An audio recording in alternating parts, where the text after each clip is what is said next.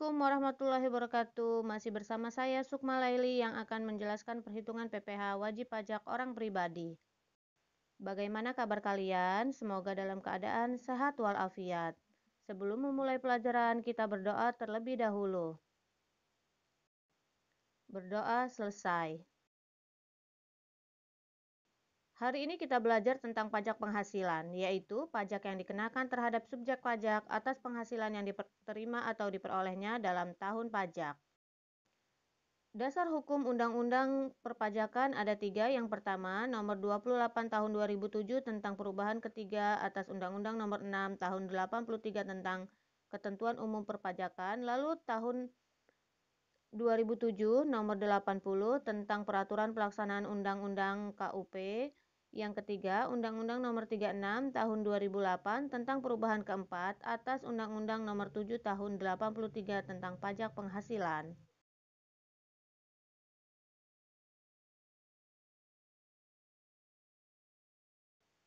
Subjek pajak di sini yaitu yang pertama orang pribadi, kedua warisan yang belum terbagi sebagai satu kesatuan, 3 badan, dan yang keempat bentuk usaha tetap. Berikut ini ada bukan subjek pajak. Bisa kalian lihat apa saja yang tidak termasuk subjek pajak.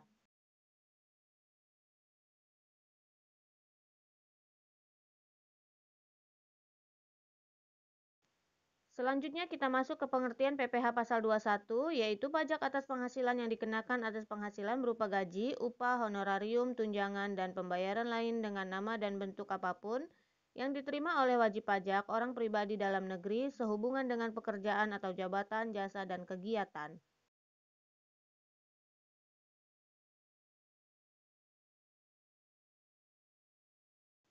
Unsur-unsur di dalam PPh pasal 21 yaitu ada wajib pajak, pemotong pajak, objek pajak, dan tarif pajak.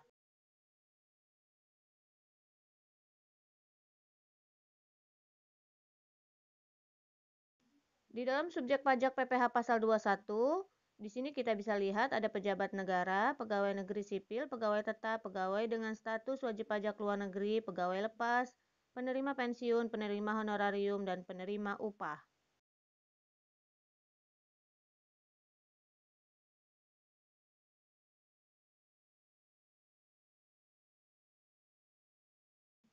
Kita lanjut, bukan subjek pajak PPh pasal 21 yaitu pejabat perwakilan diplomatik dan konsulat atau pejabat lain dari negara asing. Yang kedua, pejabat perwakilan organisasi internasional sebagaimana dimaksud dalam keputusan Menteri Keuangan sepanjang bukan warga negara Indonesia dan tidak menjalankan usaha atau pekerjaan lain.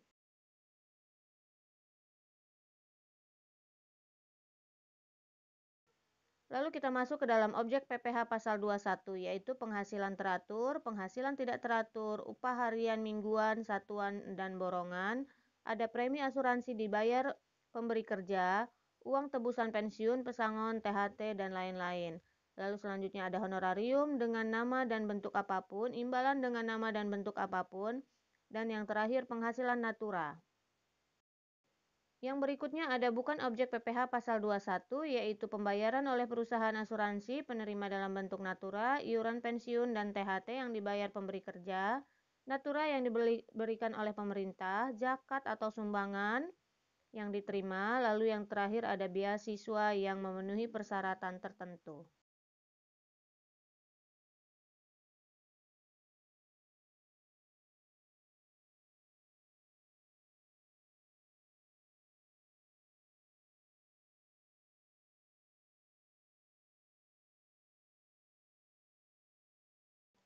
Selanjutnya yang berhak memotong PPh pasal 21 yaitu yang pertama pemberi kerja, baik orang pribadi atau badan.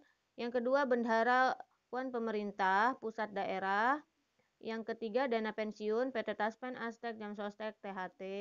Yang keempat BUMN atau BUMD. Dan yang terakhir yayasan, lembaga kepanitiaan, asosiasi, organisasi.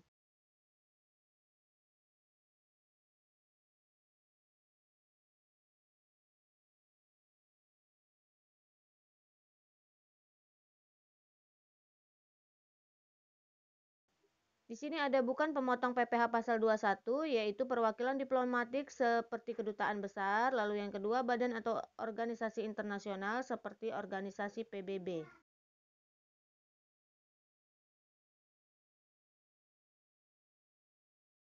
Salah satu pengurangan penghasilan yang pertama ada biaya jabatan khusus untuk pegawai tetap. Tanpa melihat memiliki jabatan atau tidak, besarnya sebesar 5% dari penghasilan bruto maksimum 500.000 sebulan atau 6 juta setahun.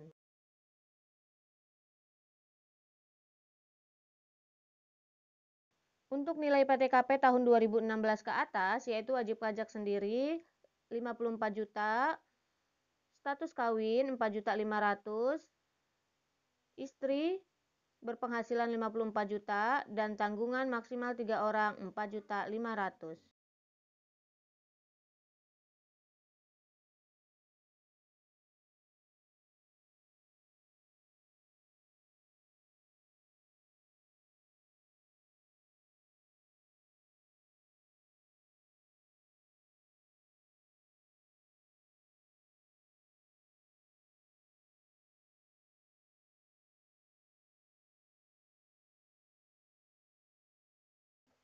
Untuk tarif PPh pasal 21 yaitu berdasarkan pasal 17 Undang-Undang Nomor 36 Tahun 2008, 5% penghasilan 0 sampai dengan 50 juta, 15% penghasilan dari 50 juta sampai dengan 250 juta, 25% penghasilan 250 juta sampai dengan 500 juta, dan 30% untuk penghasilan di atas 500 juta.